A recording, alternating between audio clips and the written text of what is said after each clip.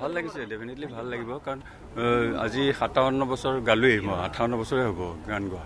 বহুত পালোঁ এনেকৈ বঁটা বহুত পাইছোঁ, বিভিন্ন লাইফ টাইম এচিভমেণ্ট বঁটাও বহুত পাইছোঁ, কিবা বঁটা পাইছোঁ। কিন্তু এনেকুৱা বঁটাবিলাকে অকণমান বেলেগ ধৰণৰ হয়তো এনেকুৱা বঁটাবিলাক নিজৰ কাৰণে এইটো চৰকাৰীভাৱে দিছে, যেতিয়া যিটো সন্মান দিছে সেইটো কাৰণে চৰকাৰক প্ৰথমতে ধন্যবাদ জনাইছোঁ। তাৰপিছত আৰু এনেকুৱা লাগিছে মই কেতিয়াবা মাজে মাজে বহুত গালোঁ আৰু গান নাগাওঁ আৰু এতিয়া ফাংচন কৰিলোঁ, ঘূৰি নুফুৰোঁ। চবেই কয় নাই নাই এইটো নকৰিব নকৰিব, কিন্তু এই বঁটাটোৱে আকৌ মোক আকৌ উৎসাহ যোগালে আৰু যেন গায়ে থাকিম 90 বছৰমানৰ বয়সমানলৈকে।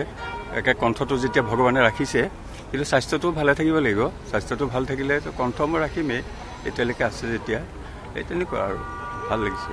বিৰাট ভাল লাগিছে। আৰু অকল মোৰ এইটো বঁটাটো বাৰে বাৰে কৈছোঁ, মোৰ অকলে নহয়, এণ্টায়াৰ ৱমেনৰ কাৰণে হয়। কাৰণ মই ৱমেন এম্পাৱাৰমেণ্ট লৈ গৈছিলোঁ আৰু আমাৰ গোটেই ৰাইডিং কমিউনিটিবোৰ কাৰণে হয়। কাৰণ প্ৰথম এজ এ ৰাইডাৰ এটা ষ্টেট এৱাৰ্ড দিয়া গৈছে, বিৰাটে ভাল লাগিছে। কেবিনেটত এনেকুৱা এটা ডিচিশ্যন হ'ব।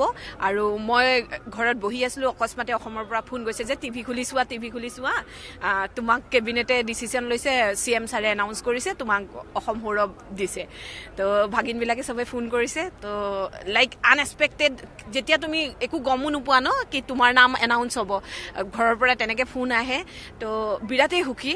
আৰু মোৰ thank you to Assam government আৰু মাননীয় আমাৰ মুখ্যমন্ত্ৰী ডাঙৰীয়া ডক্টৰ হিমন্ত বিশ্ব শৰ্মা ছাৰ, লগতে অসমবাসীক ধন্যবাদ। আৰু অসমবাসীৰ আশীৰ্বাদৰ কাৰণে চাগে এয়া পচিবল হৈ পাইছে।